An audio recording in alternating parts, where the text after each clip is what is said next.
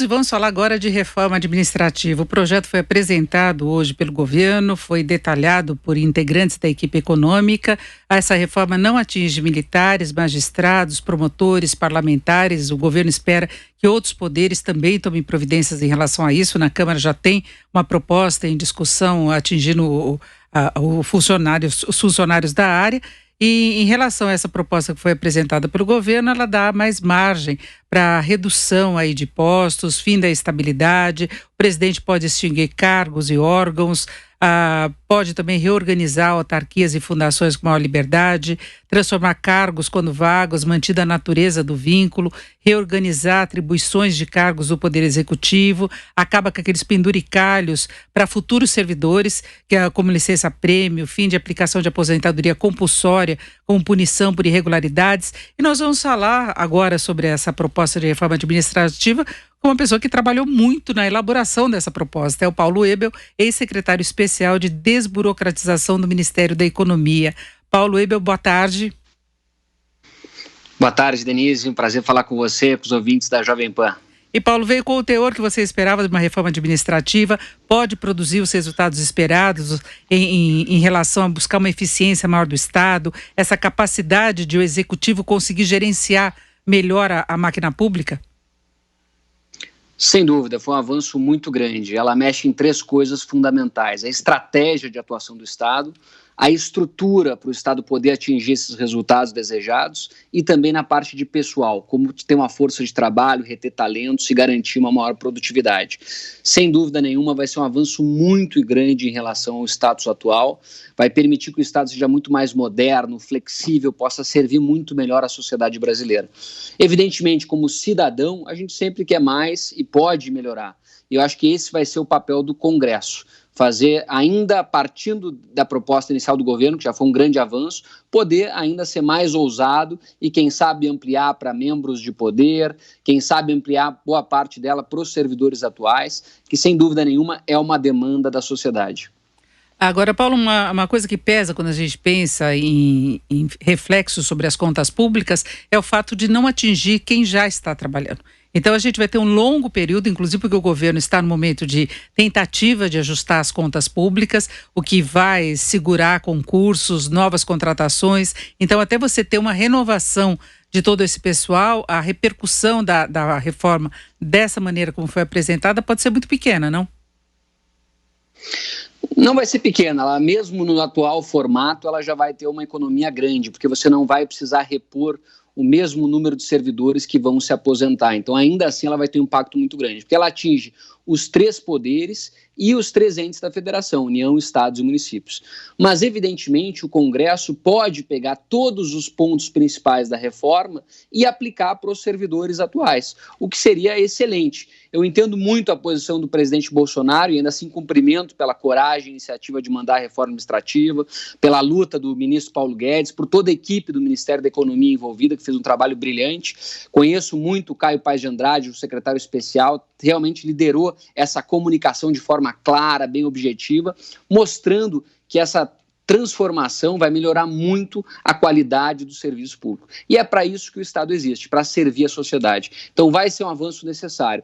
Evidentemente que para ter impacto imediato, aí o Congresso vai ter que fazer essa ampliação para os servidores atuais e também para incluir membros de poder, já que o Poder Executivo não tem a capacidade, a iniciativa para apresentar propostas para membros de poder. Mas o Congresso tem essa legitimidade, essa competência para ampliar e incluir membros de poder, deputados, juízes, promotores. Agora, tem uma resistência muito grande do funcionalismo, porque quando se fala, por exemplo, em acabar com a estabilidade em determinadas funções, já se vê uma mobilização contra, mesmo que não atinja quem já está trabalhando, quem já tem direito a essa estabilidade, porque se acredita que haverá um tratamento diferenciado dependendo da categoria de servidor. Você acha que isso pode ser um empecilho, uma barreira jurídica à proposta? A maior parte dos servidores são pessoas excelentes, pessoas que têm uma boa consciência.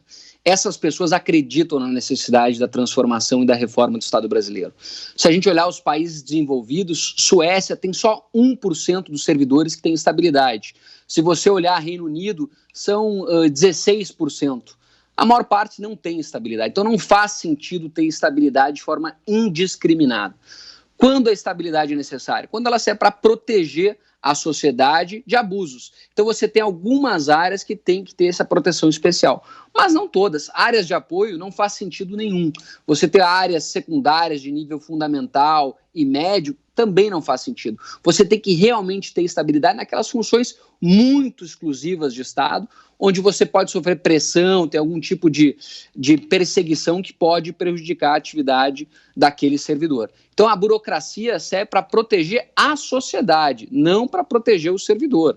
O servidor, claro, tem que ter todo o respaldo, e a própria reforma trouxe expressamente que não pode haver nenhum tipo de demissão, exoneração por questão político-partidária, que é uma reclamação muito frequente dos sindicatos e associações. Então eu entendo que vai ser muito bem recebida e certamente o Congresso vai poder melhorar ainda mais e ter uma reforma que transforme o serviço público no Brasil. Agora, mantendo a estabilidade, como é que ficaria essa margem de manobra do governo para poder extinguir órgãos públicos, funções, gratificações, reorganizar autarquias? Isso tudo vai ter de esperar passar essa fase aí, esse ciclo de direito adquirido? Não, a questão da parte do governo poder fazer mudanças estruturais, ela é imediata, uma vez que seja aprovada a reforma. Hoje, o Poder Judiciário faz sua auto-organização. O Poder Legislativo faz sua auto-organização.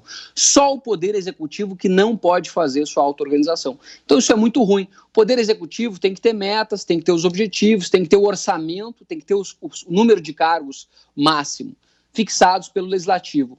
Mas no resto ele tem que ter autonomia para fazer sua auto-organização. Porque senão você mistura uma decisão técnica com uma decisão política. Então toda vez que o governo tem que extinguir um ministério, tem que pedir licença para o Poder Legislativo. Não faz sentido. Nenhuma organização de alto desempenho no mundo tem essa prerrogativa. Você tem que dar a capacidade de auto-organização para o Poder Executivo.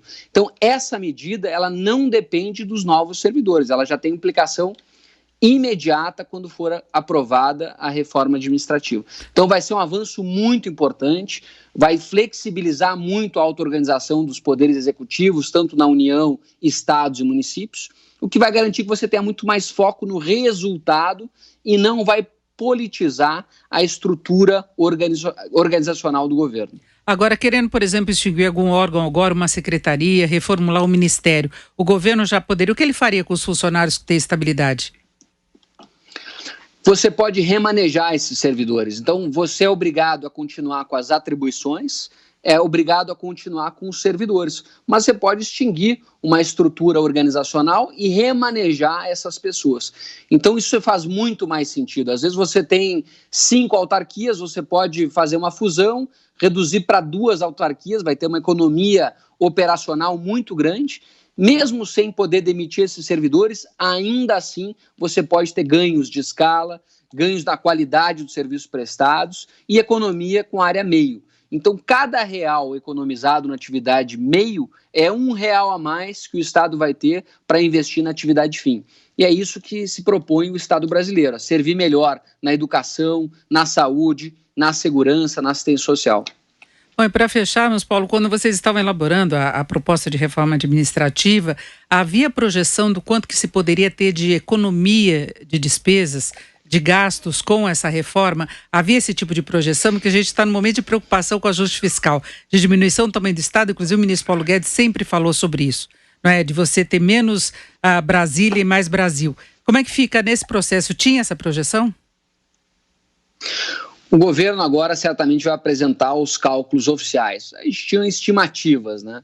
Acredito que deve ficar acima de 350 bilhões de reais num prazo de 10 anos. Mas é melhor aguardar os números oficiais do governo que vai calcular isso aí. Mas, sem dúvida nenhuma, é um número muito expressivo, fora os ganhos de qualidade, que são ainda mais importantes. E quem vai ser muito beneficiado, além do cidadão, em primeiro lugar, o cidadão, principalmente as pessoas que estão na base da pirâmide, segundo, o público mais beneficiado vão ser os bons servidores, que são a maioria, e que querem entregar serviços. Estamos com problemas aí no contato com o Paulo Ebel, que é o ex-secretário especial de desburocratização do Ministério da Economia. ele já estava concluindo aí a fala, a projeção em relação à economia de gastos e busca de eficiência com a administração. Vamos concluir então, Paulo, voltou. Na minha opinião, os cálculos nós temos que aguardar o governo publicar os dados oficiais, mas eu estimo que deve ser mais de 350 bilhões de reais em 10 anos.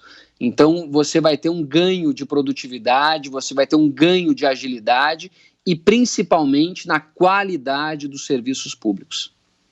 É exatamente quando acontece com uma empresa, né? Não necessariamente você tem que cortar pessoal, você tem que aproveitar melhor a mão de obra que você tem e reorganizar para você ter mais produtividade, né? Passa por aí. E o Estado, de um modo geral, ele é muito engessado, né? Exatamente. Hoje, se você quiser fazer a fusão de duas autarquias, é muito demorado. Se você quiser extinguir uma secretaria, é muito demorado. Então, você vai dar muito mais autonomia para o Poder Executivo ter foco no resultado para a sociedade. E aí você vai poder testar diferentes modelos. Essa é uma outra premissa da reforma que é muito importante, né? Usar a capacidade instalada já existente, seja de estados, municípios, seja do terceiro setor ou da iniciativa privada, e não gastar dinheiro construindo, fazendo obras, mas sim entregando melhores serviços para a população. Bem, nós conversamos com o Paulo Ebel, que é ex-secretário especial de desburocratização do Ministério da Economia. Paulo, muito obrigado, uma boa tarde. Denise, obrigado a você, um ótimo trabalho, boa tarde.